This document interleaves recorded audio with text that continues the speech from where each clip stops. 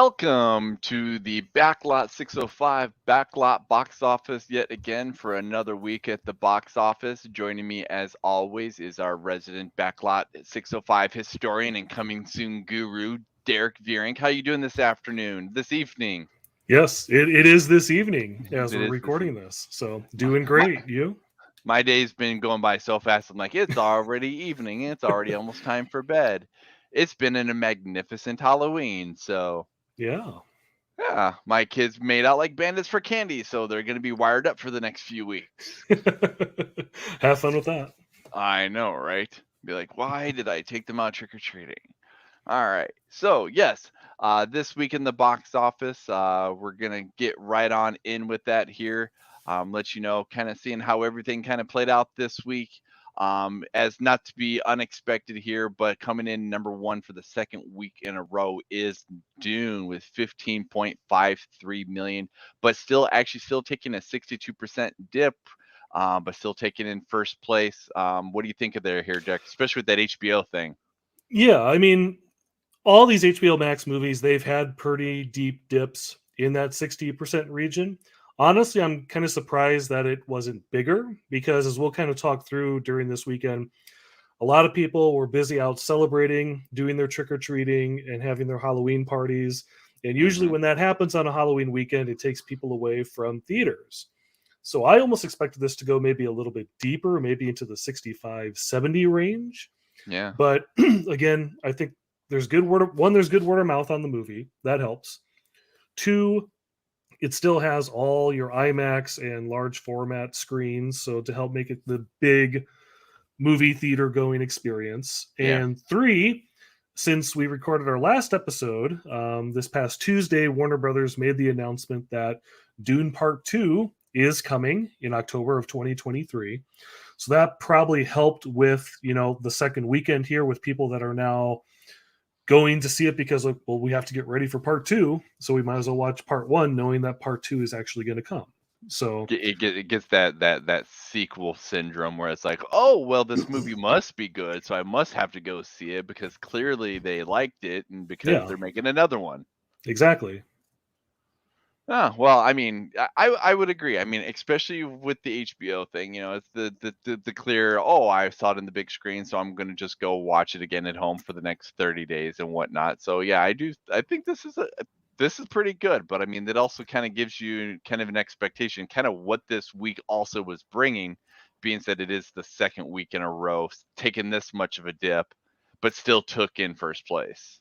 Yeah, yeah. I mean, obviously, the big story here will be how it fares in the weeks ahead, especially this coming weekend, as we'll get to, because it's certainly going to have some very similar competition, for lack of a Hmm. better word. But we'll get to Yeah, that. a little bit.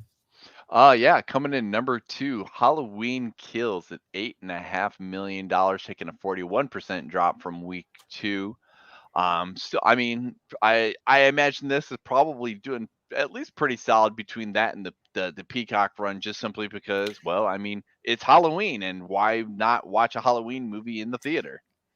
Yeah, I mean, that's what I think really helped made it held up very well as opposed to like a 50% drop this weekend. Hmm. If people are going to actually celebrate the Halloween holiday in a theater, this is the movie they're going to see.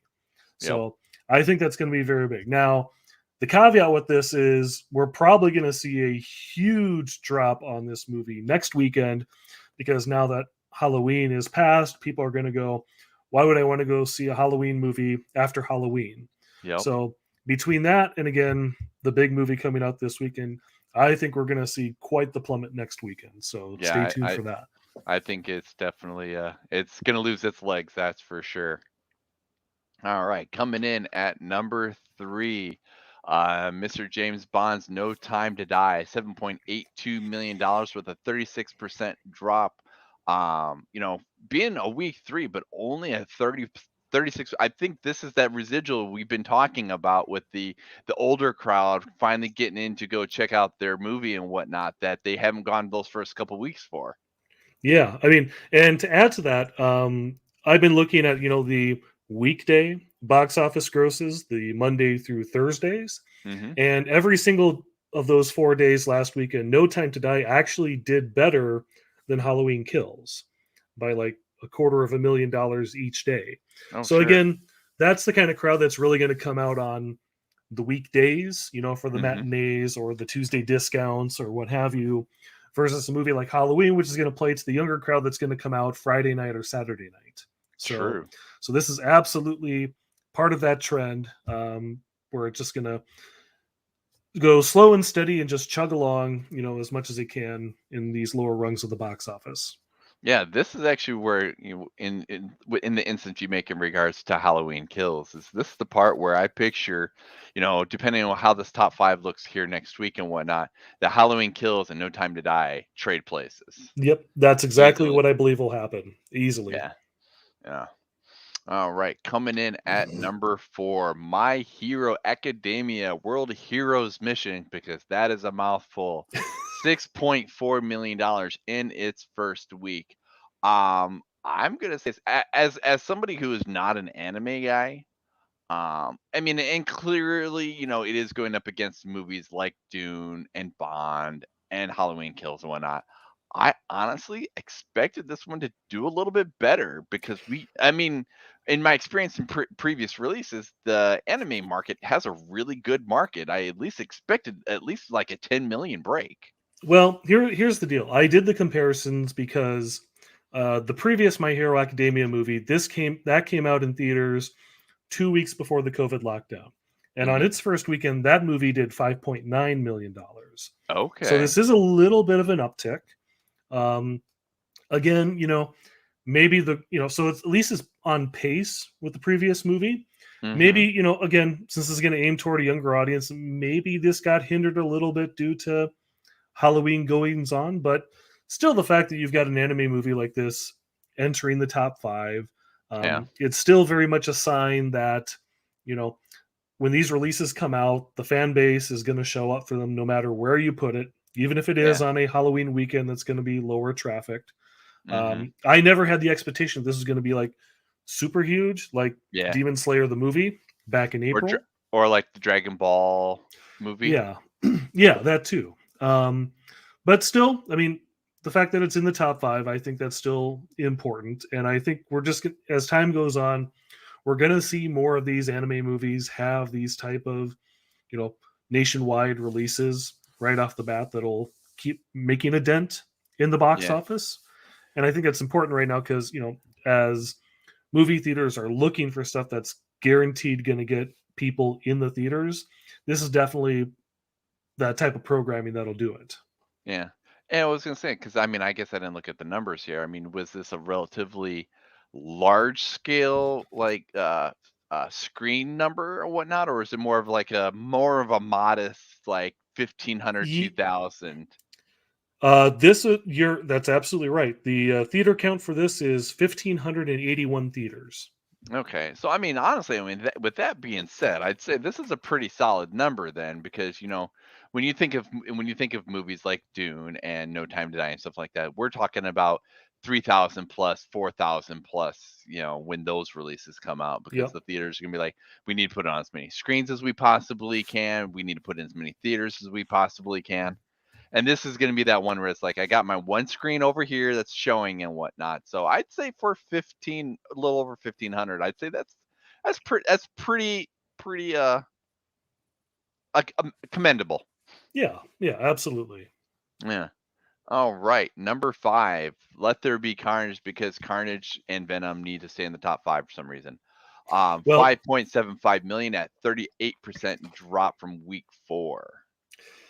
yeah. I mean, again, this is, it kind of overlaps what we said last week in terms of this is the comic book movie that's out there for people that want that option. So if they're going to see comic book movie, this is Mm-hmm. that option. Again, not unlike Dune and Halloween Kills, I think this is another one that'll have a pretty big drop off next week because there will be a new comic book movie to usurp this as the Yep. go to for your Marvel goodness. So, Yeah.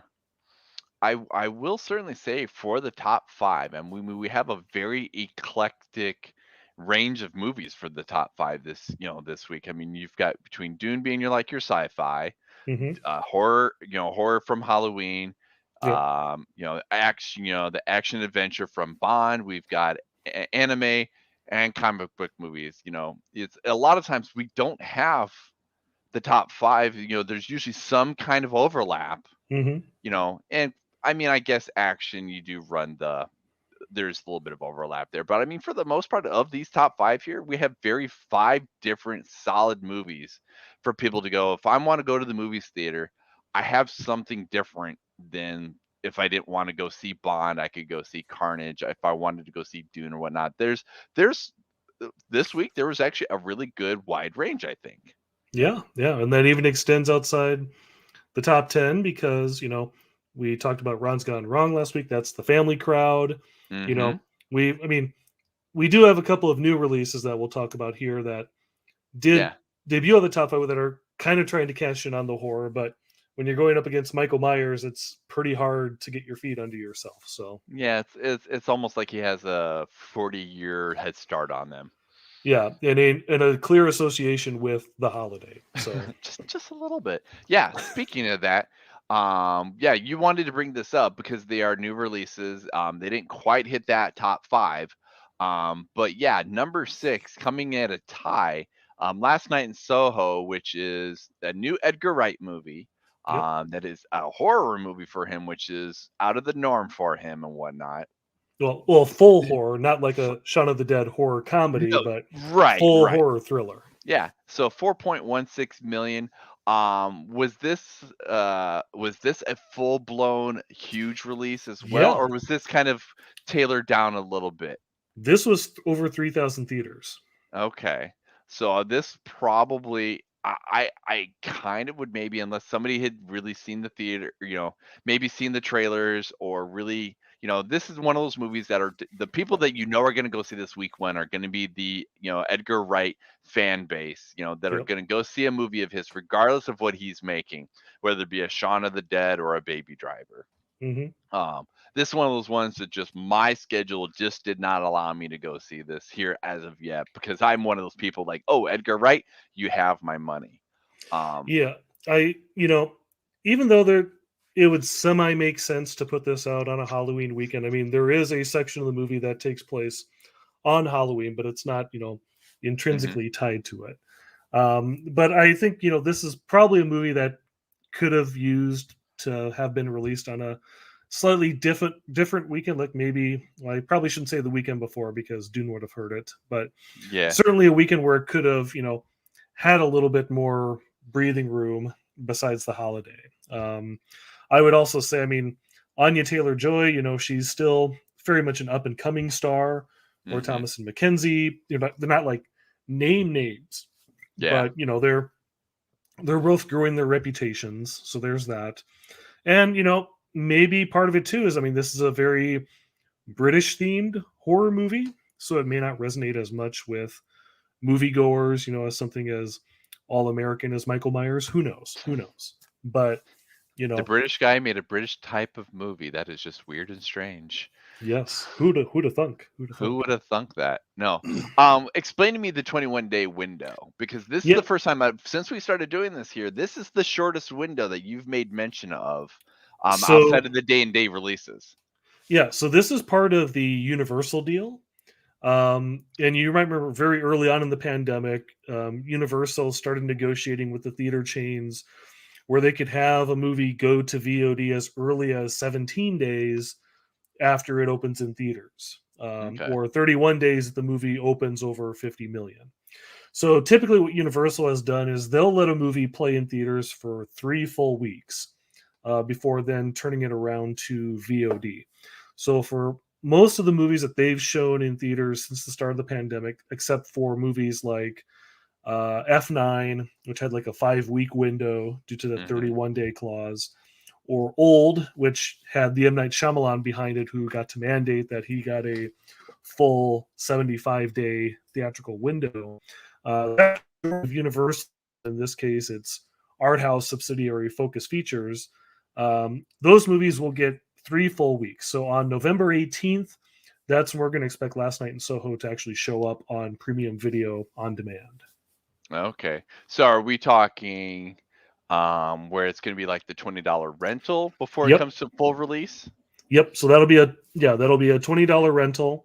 And then probably in like after 75 days, so this will be like early January, that's when they'll start doing the pay $20 to fully own it on digital through Movies Anywhere. And then a couple weeks after that will be the rental period and the physical media release. Darn, and here I was hoping for a really good Black Friday. Nope, not soon enough, sadly. Darn it. All right. So yeah, and like I mentioned here, as you clearly have on the slide here, is this is a tie for sixth place, and staying in the Welcome to Halloween horror theme, is Antlers had tied at the $4.16 million in its first week as well. Yeah, and both of these movies had their advantages because we just talked about Edgar Wright, writing and directing Last Night in Soho. This one, Disney was really starting to hype up the Guillermo del Toro connection because he is a producer on the movie. Was actually skimming through my DVR right before this, and I had come across a commercial that had like footage of Guillermo del Toro on set and Guillermo del Toro being interviewed about the movie. So really trying to hype it up as one of his movies, end quote, that the people in. But that probably wasn't enough. I know one person that I was talking to before a movie last week at the state. He was mentioning to me, I thought this movie had already come out. Because again, this is one of those handful of movies that we still had that was already being advertised in theaters prior to COVID even starting. Yep. So that's where depending on you might have that impression of, well, this already came out. Why am I interested in it? That might have hurt it a little bit as well. So Yeah, I agree. This is one of those ones too. I'm right there with you where it was one of those ones where we started bringing up that it was going to be released and whatnot. I'm thinking, I thought I missed the train the last year, kind of thing. That it just unfortunately, it's one of those ones that we've run into kind of two kind of films during this pandemic. The one that constantly was getting all of the video play and the pushback. Oh, it's going to come out here. We're going to push out the date. It's going to come out here. We're going to push out the date. Like No Time Today, yep, Time to Die, The Kingsman, for yep, example, Carnage, for example. Whereas this one here, it was kind of like it was taken off of the roster until they got to the point where they're like, okay, now we feel comfortable releasing it, and then nobody remembered it was even a movie. exactly. So So I'm not surprised with this movie. Well, I think my greater disappointment was with Last Night in Soho. I actually expected that to do a lot better than it did. yeah. And unfortunately, I mean, I have not seen Antlers yet. Again, my schedule didn't allow me to get around to seeing it, but I have seen Last Night in Soho, and it is a great movie. And hopefully, it finds its audience probably in a few weeks on VOD, most likely. I'm hoping so because I like I said, I'm all for Edgar Wright. I always wish to see what would have happened if Edgar Wright would have gotten his Ant-Man, but if it means I'm gonna have last night in Soho, then I will take that as well. All So right. yeah, so that is the top 5/6 films of this week here. So again, coming in at number one, we have Dune at 15.53 million. Halloween Kills comes in at number two at 8.5 million. No Time to Die comes in at third at 7.82. Number four, My Hero Academia World Heroes Mission, 6.4 million. And number five, Venom Let There Be Carnage, $5.75 million. And as you and I have both basically said, next week here, Venom will not be in the top five. It will not be a top five comic book movie anymore. What do we have to look forward to this coming week, other than the expectation of why we're going to lose Venom? That's exactly it. There's only one new nationwide release next weekend, and that is Marvel Studios' Eternals, finally coming out. The third MCU movie coming out since early July with Black Widow, and then Labor Day weekend with Shang-Chi, and now here's the third one. So certainly this is going to blow everything completely out of the water next weekend. The question is really how far can the movie go?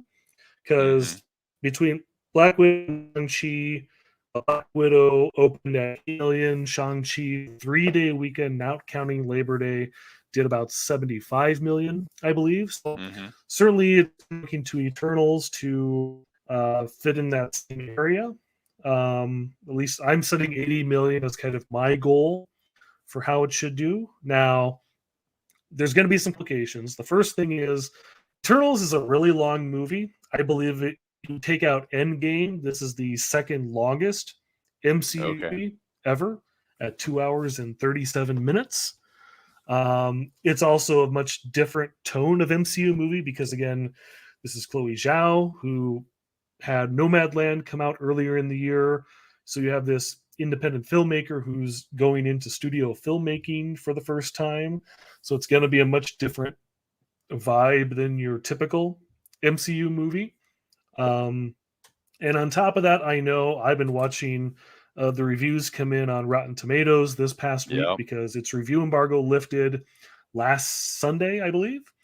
And as I checked it this morning, Eternals was right at 60%, that exact line where a movie goes from fresh to rotten. So I'm going to be very curious if this movie dips below that. Even if it Mm-hmm. doesn't, 60% still qualifies Eternals as the lowest scoring MCU movie ever on the Rotten Tomatoes scale, because I think the next one up was Thor: The Dark World, and that did like 66. Oh So wow! I was gonna say because I knew Dark World was the one to beat, basically. yeah, so I'm going to be very curious.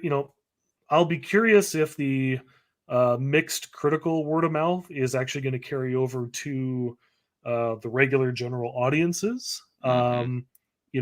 That may not still do much with the box office, at least initially, because again, if you're going to come out to see an MCU movie, you're going to most likely go out opening weekend, no matter what. I believe Yep. you and I, we both have our tickets for showings on Thursday night, so Yep. we will be there like the loyal people we are. Yep. But it just depends to see, if the rest of the audiences are going to show up just like that. And given what we've seen with not only the two MCU movies we mentioned for this year, but also Venom 2, those have Mm-hmm. had the strongest openings thus far. So I'm not entirely worried about it at this point, but I'm still going to be curious to see what it does.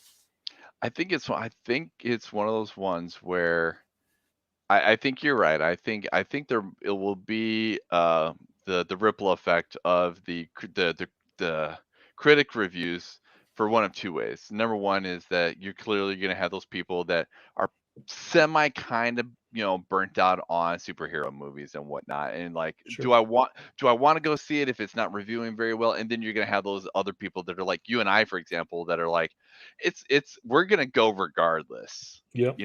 It has the Marvel. It has the Marvel on it. We're gonna go anyway. It was a matter of just tell me when do I need to show up, kind of thing. Yep. In Um, Kevin Feige, we trust. So, that exactly. Um, you know, one thing that if there's one thing that I have learned, especially about the MCU movies, is that every single movie, every single person is going to be divided about it. There are people who love Ant-Man. There's people who hate Ant-Man.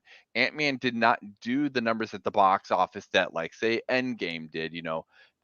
There's movies like Thor: Dark World where you after rewatching them after 10 years of it being, you're like, you know what, the movie's not as bad as I remember it to be. Like it has its flaws and whatnot.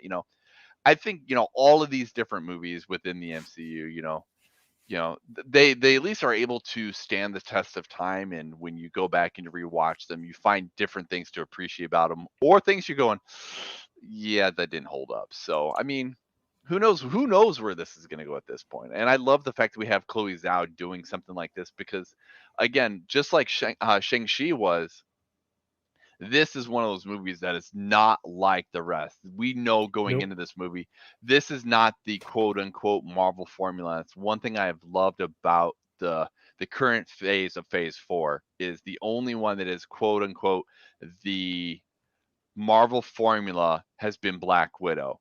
And if you figure technically if its timeline puts it in Phase 3, so I Yep. mean Shang-Chi definitely was not to the formula. And Chloe Zhao has definitely given us enough proof just in trailers alone that this is not your atypical Marvel movie. Yeah. And even if and we'll see if how audiences react to it. But if they react negatively, the good thing is there's another MCU movie coming out 6 weeks after it with Spider-Man No Way Home. So Yep. again, it's not going to stop. No, it's not going to stop, and Spider-Man definitely has enough going for it right now, even just with speculation and rumors to Yep. get butts in the seats. Yeah, I mean that'll be the big movie of Christmas time. It's just going to perform like gangbusters. So Yeah, absolutely.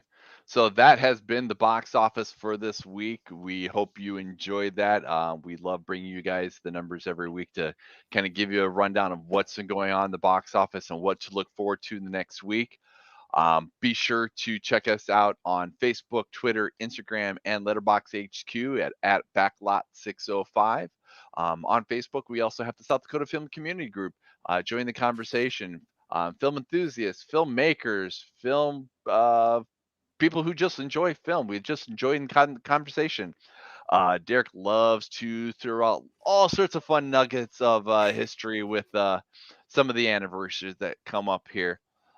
Also, in terms of our podcast, be sure to check us out on Apple, Spotify, Google, Stitcher, Amazon, and of course on YouTube. Be sure to like, comment, subscribe, do all those fun things. We'd love to hear from you here. Um, yeah, and Derrick, do you want to give a little shout out on Patreon? You enjoy yeah, talking about our patron. yeah. So feel free to subscribe to Backlot 605 on Patreon, where for $5 a month you'll get 4 bonus episodes each month, covering many of the movies that we have just discussed on this episode, including Venom, Let There Be Carnage, No Time to Die, Halloween Kills, Dune, and I believe you guys will be recording a Last Night in Soho episode here soon, correct? Correct. That's what I believe. That's if I remember correctly. It's been a long Halloween day. So yeah, feel free to check that out. And again, be sure to come down to backlot605.com for all our good stuff, including the weekly podcast episodes as Brian and Casey and Sam begin Ivan Reitman month in Hmm. preparation for Ghostbusters Afterlife. This week, I believe you are doing the OG Ghostbusters, if I'm Yes, not we are. mistaken. This week we are doing the original 1984. 84. Yep. 84. My brain always twicks between that and Back to the Future. Yes, the 1984 Ghostbusters, the original, the OG. We are going to have the South Dakota Ghostbusters on the podcast with us Ooh. here, so that will be fun. So yeah, we're definitely looking forward to getting that out this here week as well. We have some good episodes coming up here. Ivan Reitman is one of those ones where I'm surprised we haven't done it sooner, to be honest. Yeah, and I've seen the lineup. There's going to be some great stuff in there, so cannot Yeah. wait.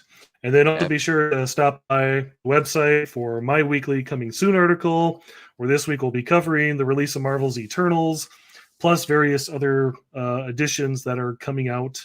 So that'll be a lot of fun too. So check us out everywhere we are. absolutely. All right.